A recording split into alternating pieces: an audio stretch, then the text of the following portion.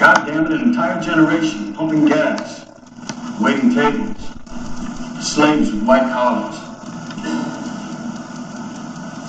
Advertising has us chasing cars and clothes, working jobs we hate, so we can buy shit we don't need. We're the middle children of history, man. No purpose or place. We have no Great War, no Great Depression. Our Great War is a spiritual war. Our Great Depression is our lives. We've all been raised on television to believe that one day we'd all be millionaires and movie gods and rock stars, but we won't. We're slowly learning that fact. We're very, very pissed off. For a while now, I've been furrowing my brow in looking for answers to the question as to why it seems to be the case, and all evidence points to this, that feminism, women in general, and the consequences of all of that, divorce court, domestic abuse, allegations, so on and so forth, seem to be far worse in the Anglosphere, in Anglo-Saxon countries, than they do elsewhere. Specifically than, say, in continental European countries, although that is changing. In the United States, for example, divorce court is far, far more draconian than it is in Germany or in the Netherlands. And just as an example, the same is true of Canada, Australia, New Zealand, United Kingdom, and Ireland. So essentially all English-speaking countries. And I've been asking myself this over and over and over again, and have not really come up, or had not found any convincing answers. Now, this video is going to be talking about a lot of things, but one of the things I'm going to talk about is my own thesis, my own theory as to why this might be. And I'm going to try to link this kind of, well, hyperbolic feminism, or the kind of extremes we see in English-speaking countries, to extreme forms of materialism and consumerism. And as we all know, the origins of consumerism are to be found in the United States, specifically post-World War II. You had a huge economic boom, new products were being made. At the time, for a few decades after World War II, the United States was, in terms of production and manufacturing, really the centerpiece of the world, supplying the world, supplying the United States, and just coming up with innovation after innovation. Now, that was the basis of a more modern, or basically the modern form of the economy as we've come to know it in its current shape and form. However, there were consequences to that, and I'm going to be talking about a lot of different things in this video and trying to link them. One consequence of that is you have a society where consumption becomes, the tendency for consumption becomes difficult to balance up against the tendency for production. So that's always going to be sort of a swinging pendulum. And of course, in today's state of affairs, in today's day and age, we know that consumption far, far out, particularly in the United States, outweighs production, whatever that production might be. But certainly in terms of manufacturing, it's very, very clear. At the same time, politicized feminism came onto the scene in the 1960s, and women were quote-unquote liberated. And they were pretty much liberated to do what they want. Now, one thing that women really like doing is spending money. To the doubters out there, and people who don't believe me, I have a bunch of links, and just can have a look at some of them. But really, in every study I've looked at in regards to this, even if it's slight, women spend more money, they have more debt than men. So, for example, in one link here, you can look at it, debt by gender and race, ages 18 to 64 in 2007. In all but one category I can count, and that one category is all non-white or Hispanic, in which men have 4% more debt in the category of home debt than women do. In every other category, women exceed men in debt. So, for example, white women and men with any debt. I'm going to pretty much talk about that. Median debt to income ratio: women 1.22, men 0.68. Home debt 1.92 to 1.56, and so on and so forth. Credit card debt, same story. 49% women, 41% men, 0.6 to 0.7. In that case, there's a slight discrepancy as well. But the general overwhelming tendency, say in the case of debt, whatever the form of debt, is that women have more debt. They go into debt more readily than men. Buying power, spending power. Well, income and labor statistics show women are working and earning more. Blah, blah, blah. We've all heard that one. But that's not really the import for this from a article, the Catalyst, Changing Workplaces, Changing Lives. And I've posted a link as well.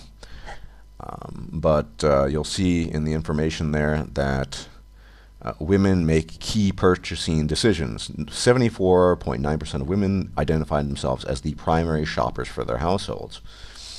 So that's a lot, 74.9%, according to MRI's survey of the American consumer in fall 2011. According to a study from the Boston Consulting Group, women in the USA report controlling, quote-unquote, this in quotes, 72.8% of household spending, and women in Canada report controlling, once again, quotes, 67.2% of household spending. Additionally, women control 12 trillion of the overall 18.4 trillion in global consumer spending. When probed further, the survey actually asked whether women controlled or influenced purchase, which is a much broader distinction,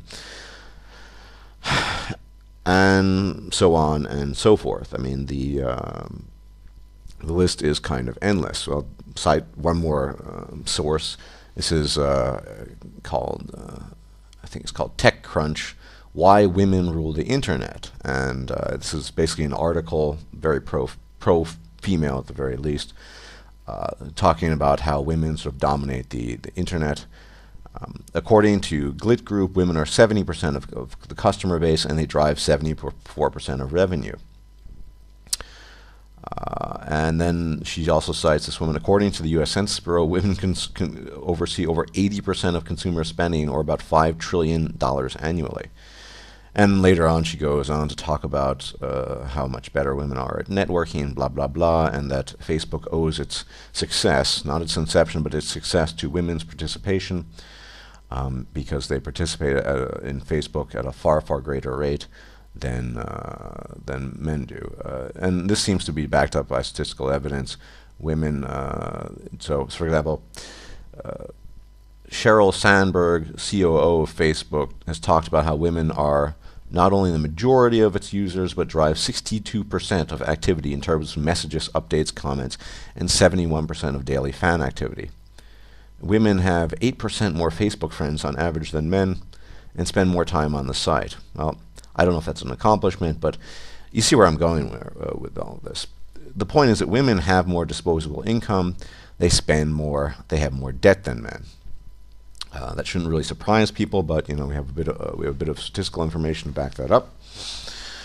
The question, of course, is sometimes where does all of this come from? I mean, just because they have a lot of money to spend doesn't answer the question as to how they got the money. And as this woman in this article touted, people like that, and they like when people spend money. People who like talking about the GDP like when people spend money. I mean, for example, a girl I talked about the costs of divorce proceedings basically boosting the GDP in the United States, and that's true. I mean, not just theoretically. When the government decides to spend money on, I don't know, helium balloons with neon lettering, that boosts the GDP, however slight. It doesn't mean it was a productive use of money or spending money. It just means it boosts the GDP. So the GDP is pretty worthless in that regard, or valueless rather. But yeah, so women spend more money, they have more debt, and so on and so forth. You might be asking yourself now, where are you all going with this? I mean, it's all well and good, but where I'm trying to connect the dots here is that Consumerism, in its sort of malignant form, whereby it's almost obsessive and it's unhealthy and it's almost pathological, had its roots in the United States. Women, of course, spend more money, they go into debt more readily, and they are much more frivolous about how they spend money and what they spend money on. That is, women, on the whole, spend money on frivolous items like clothing articles they don't really need, makeup, things that aren't really considered essential items, although maybe some women might consider them essential. So that means that the consumer-driven economy, not just in the United States but worldwide, is primarily driven by women.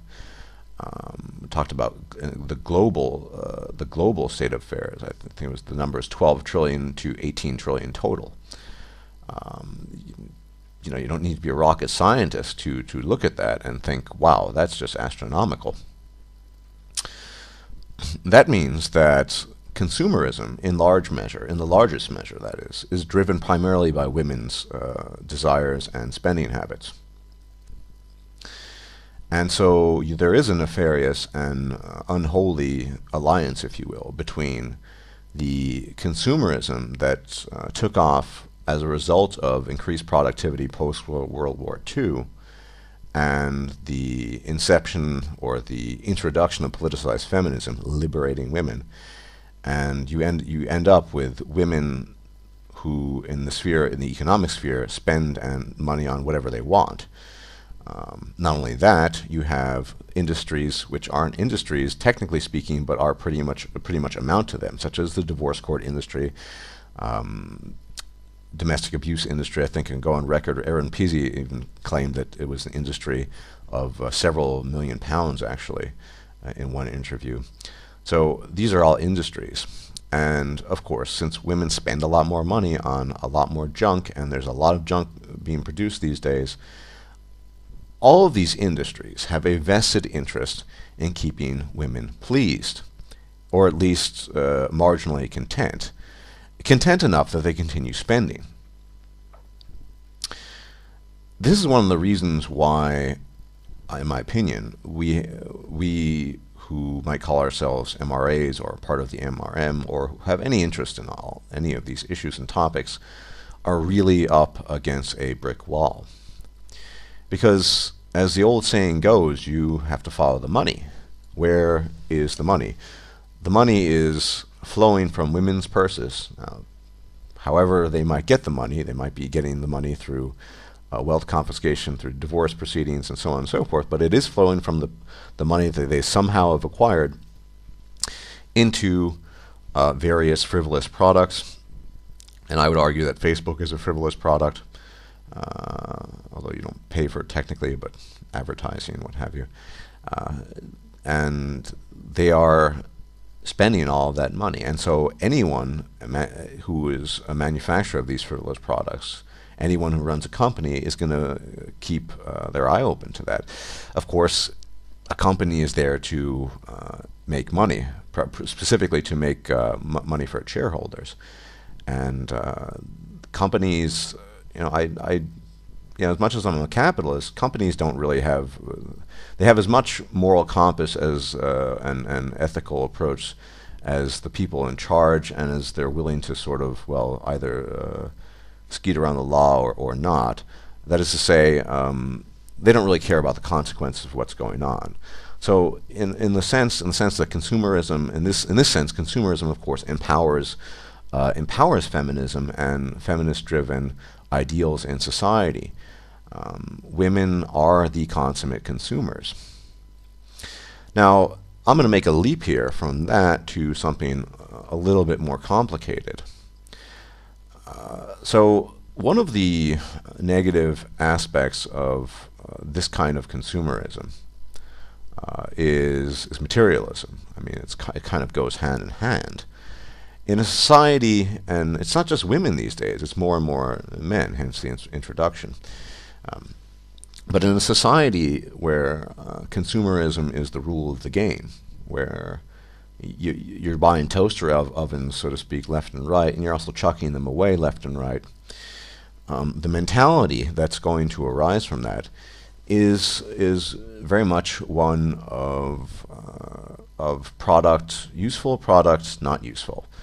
And you don't keep around products that aren't useful anymore. So amongst people, specifically women, men were always held to be utilities. We know men throughout history have just been giant, well, complex toaster ovens. In a society, though, where consumerism is the driving force, that attitude to people in general, but specifically of women towards men, will grow potentially exponentially, because everything is just viewed on the basis of its utility to you. It's just a product. You buy it. I mean, this is another reason why interpersonal relationships between men and women are just a catastrophic mess. I mean, and that's euphemistically speaking. I mean, it's a lot worse than just a catastrophic mess. I would argue, in addition to the solipsism thesis, that, well, and partially because of that, when women view men in this light, I mean, with completely stripped of whatever humanity he might have had in the past, which wasn't much. You are just a toaster oven as a man, and if this explains a great deal. I would argue that the far, far, far more draconian state of affairs with regards to women in the Anglosphere as compared to other countries is in large measure due to this. The more materialism, the more consumerism a country suffers from, the worse it becomes, for men at least. Because women are going to spend more money, they're going to spend it more frivolously, and of course there are other consequences, which I'll get to in a second. And men are going to be viewed not only as the beasts of burden they've always been, but I mean the beasts of burden, the 24-hour razor kit. You chuck it away when you're after one shave. Pretty much the same thing. In a society where everything is just a product, including human beings. Whatever the last vestiges of humanity you might have had, they're just gone. And I would propose to you that a lot of that does, in fact, have to do with materialism and consumerism, and this massive obsession with it that is primarily driven by women. Women love spending money. They don't really care how they get the money, although they of course prefer to spend other people's money, be it the money of ex-husbands, the money of husbands, the money of taxpayers, indirectly or directly, if you will, acquired through government aid and assistance. They like spending money, and they like buying things, and all this social networking is some of the most frivolous nonsense out there.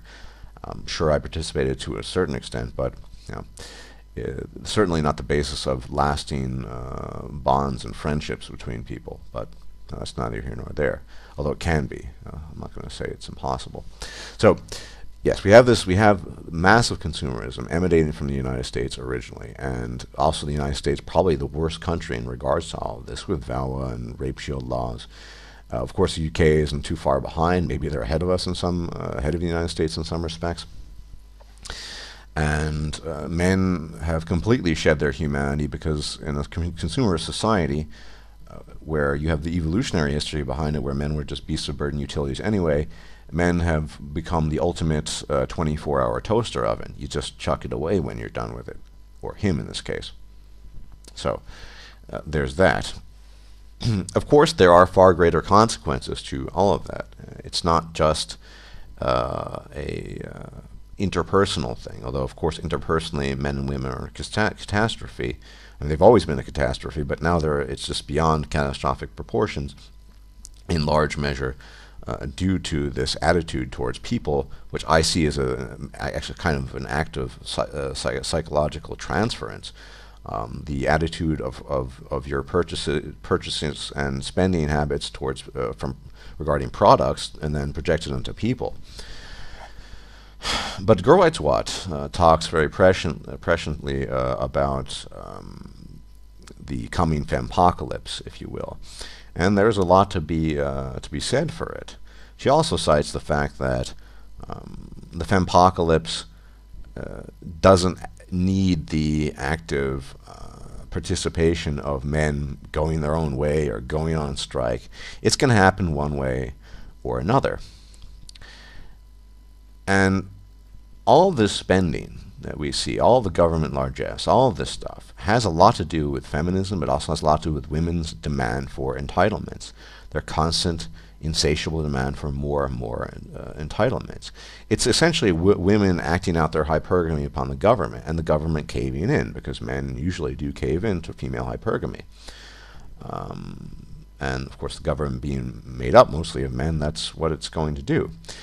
And of course, people for years now have been talking about an economic collapse, and eventually it will come. I mean, the debt is we've broken the record for a while now in the United States on the debt clock in New York. I remember walking by the debt clock when after they had add an extra digit. Historical moment, but that's what's happening, and so none of this is sustainable in the long run. The problem here, of course, is that because companies and businesses have a vested interest in keeping their revenue and their profits going, they will continue to appease and appeal to women and their spending habits. They keep on making more and more money. The problem, as Girl Rights What cites, of course, is a lack of productivity. Men are, through identity loss and other factors, they just don't want to participate anymore. They don't want to slave away at 50, 60-hour-a-week jobs just for the sake of doing it. It's pointless. It's one reason I'm not doing that. I find myself often thinking about what I should do professionally in the long run, just because that's not an end in itself, and it's certainly quite joyless. So men aren't willing to finance the system slowly but surely, and the numbers are growing. You don't need to be a man going your own way. You don't need to go on strike. You don't need to do any of these things. If you just sort of become aware of the raw deal, say, marriages, and the raw deal that men at large in our society receive, it's just not worth it anymore. So that Fempocalypse, which coincides with an economic collapse, is, I would argue, inevitable. It's just a question of when it's going to happen. And once again, I would argue that the greater presence of feminism and female entitlement in the United States, the UK, in these Anglo-Saxon countries is due to the fact that these countries, in large measure, were, specifically the United States, the sources of modern consumerism in its current form. One of the consequences of that is you begin viewing people as products. You trade it in and out. The 24-hour razor, you just chuck it away when it's used. And that has an element of influence on people's mentality. You know, we always have the biological basis of everything, which is the preceding element, as it were. It takes precedence. And then you slap on whatever cultural admixture you might have onto that. And, of course, in a society that is, well, strictly traditional, this is not me advocating traditionalism per se, where there are certain mores and constraints, say on female behavior, but on behavior at large, a lot of these baser instincts, some of the poorer ones, the unpleasant ones, are going to be held in check, at least temporarily.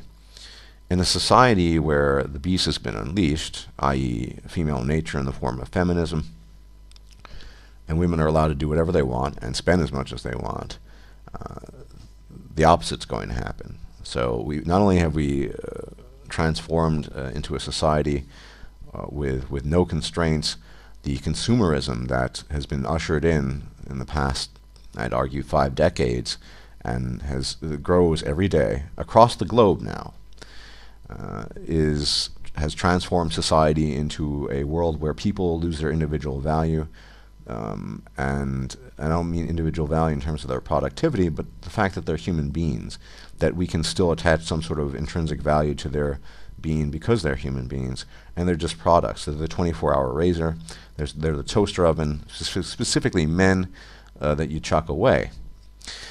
And finally, with regards to this, is it any wonder that countries like China and India and South Korea and all these other countries are sort of transforming, not slowly, but certainly surely, into a much more consumer society with divorce rates, divorce initiated by women, on the rise, with all the attendant consequences that we've come to know in the West, specifically in the Anglosphere. Is it any wonder that that's becoming worse and worse? It has become a pan-global phenomenon. There's no denying that. And I fear its origin was in the United States, and its origin lay in consumerism, or rather in the commingling, the nefarious commingling of increased productivity, which unfortunately led to this consumerist mentality, along with the so-called liberalization of, liberating women from the bondage that they had suffered from. I mean, the most noxious, toxic mixture you could come up with, and fast forward 50 years from back then. Well, we're kind of at where we're at right now, but it's not just the United States; it's spreading everywhere. I've received a lot of private messages from some viewers, subscribers who are based in India, and they tell me it is a nightmare situation. And one day I might get to doing some research and a video on the situation in India. But not only just with women-only wagon booths in trains, but with divorce, frivolous reasons for citing divorce. We know it's on the rise in China. I've been told I need to do more research. South Korea has been transforming rapidly, not just economically, but a lot of the traditions are dying out there, and there's been a transformation. The divorce rate there, last time I checked, is approaching 50%, with, of course, women initiating divorce much more often. And of course, consumerism is rampant in Korea as well. Gadgets galore, fashion, all of these frivolous activities, which lead to an erosion of compassion and understanding towards between people, specifically towards men, and you just end up with a giant mess. It's everywhere now, and unfortunately, for better or worse, I'm pretty convinced it had its origin in the United States. Had its origin in the United States, that without this consumerism that came to be as a result of increased productivity, and I don't know if that's inevitable, if consumerism always will be the result. I'll leave it to smarter people than I am to determine that. That without that, I don't think it would have been as noxious and as nefarious as it's become. Because now there are not just consequences on a microscopic, or rather microcosmic level for individual men. Society itself is suffering because of all the spending, and there's no restraint. Companies, to once again repeat myself, companies are not going to stop catering to women's needs, and this is why we're ultimately not just against an uphill battle. We're up against a mountain far, far taller than Mount Everest in our efforts. So we're up against human nature, male and female nature, since both men and women favor women. We're up against economic advantages that companies see in having women spend more money. And as Barbarossa has cited, women are hypergamous. He said very eloquently that governments are a form of a husband, and they dole out favors, and women dole out the sex in the form of votes. So there's that as well. So now, when this Fempocalypse comes about, it is not going to be pleasant, obviously, but there's something that people have forgotten about all of this. The problem I see in the coming Fempocalypse, whether we're alive to witness it or not, is that women, notoriously being disinclined to take responsibility for anything they've done or might do, are going to be pointing fingers. And you can bet your bottom dollar they're not going to be pointing fingers at themselves. They're going to be saying, well, it was the men's fault, right? And why are they going to be saying it? For the same reason they ask these stupid, insipid questions such as, where have all the good men gone? Women, on a whole, seem to lack an ability to reflect and to turn inwardly to think about their own actions and their own thoughts. It's all spontaneous. It's all based on the spur of the moment. It's all feeling. So, and the most important thing that women seem to lack on the whole is this ability to establish a relationship of cause and effect. So, yes, when the Fempocalypse comes, it's not going to be pleasant because the women are going to be saying, you see, the reason this happened is because all the men were shit and they didn't do what they were supposed to do. Women are not going to look to themselves and assume responsibility. They will be pointing fingers at men, I'm pretty sure of this. And contrast to what many people think, I don't think traditionalism is going to arise from this. I don't know what's going to arise from all of it, but there'll be too much finger pointing for traditionalism to take a strong foothold in place of the blasted landscape that the Fempocalypse has brought about. Instead, I don't know. I can only conjecture, and I don't even want to do that because I think the landscape of the Fempocalypse is going to be something that most of us just can't even envision. I know I can't. I don't even know what that's going to look like. But the blame will be laid at the feet of men. Remember, agency, hypo-agency. That's the way it's going to go, and that's the way the cookie is going to crumble. It is a very sad state of affairs to coexist with virtually, most of half the human race completely non-cognizant of their own doings, of their own actions, of the consequences of those actions. And because they're not cognizant of these things, when everything falls apart, they will blame men. And you do see this pattern recurrent. You see this pattern recurring constantly. Where have all the good men gone? Look at the London riots. Blamed on fatherlessness. Of course, fathers aren't allowed to be fathers in the cases where their children are stolen and taken away from them. So, of course, fathers cannot participate. You see, but it's still the men's fault. It's impossible to use reason with people like this, and because they don't see reason. It's unfortunate. But we are heading off a cliff, and I don't know what the wreckage is going to look like, but it's not going to be pretty. But one prediction I will make with 99% certainty is that women will not own up to the wrongs that they have committed and all their incessant need for entitlement, their excessive consumerism, their spending, and their reduction of men from vaguely human toaster ovens to 24-hour razors where you just chuck away after you're done with it. I mean, they will not concede that. It's not going to look pretty. What else can I say? Anyway, thanks for watching. I hope I was able to connect some of the dots there. A lot of this is sort of ongoing work in my head and the research I've been doing.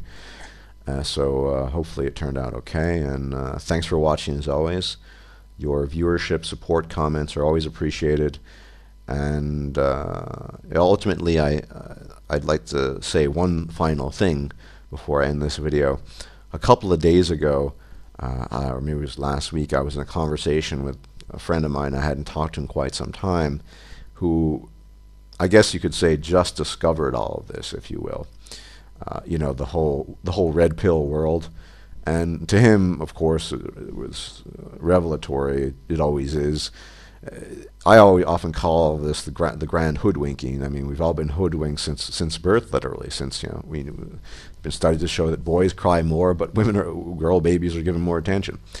Hoodwinked since birth into believing what I consider the greatest delusion of all time, namely that men are oppressors, that we're extremely privileged, that we have an easy life, and that women are opposite, are oppressed, suffering, and disadvantaged all the time.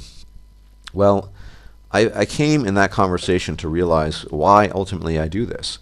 And it's only partly because I'm a bitter misogynist. Of course, that's one of the reasons. We all know we're all bitter misogynists. But I said that tongue-in-cheek, in case you didn't get that. But that's just for the feminists who might come in here and tell me. I was in a conversation recently with a feminist who, after a bunch of ad hominems and not ignoring the statistical data I offered her, said, "Oh, you're just a bitter misogynist." That's always how it ends. Why do I do this ultimately? Well, to me, I try to be a rational person, and I think that my primary motivating factor, not just helping men, which is important to me, is, well, I see this as the greatest collective delusion we've labored under, well, since the inception of civilization. Everyone and his mother is operating under this delusion, or 99+% of humanity. We all buy into this notion that men are privileged and women are oppressed, and we all don't regard men as full human beings, and women have more than humanity than men do. So the reason ultimately why I do this, I've come to the conclusion for myself, is I'm combating massive delusion. And it might be, no, it's not might be, it is the case that my work, what I do here, is going to affect almost no change whatsoever, beyond in a few individual men, and ultimately that's what I'm doing. But that's why it's important to me. If humanity is ever to progress, and I'm not very hopeful of that, we're going to need to move past the greatest delusion ever sold to us. And it has so many different dimensions to it, but it all comes back to the same thing, that women are suffering, underprivileged, and men are, well, the opposite, privileged and having a great time. And until that changes, and it probably never will, I guess I'll keep on doing this until I drop dead, because I hate delusion, and since I view this as the greatest delusion we've suffered from in the course of human civilization, I will do everything in my power to continue combating that delusion. Okay, that was a mouthful. Thanks for watching, and everyone take care.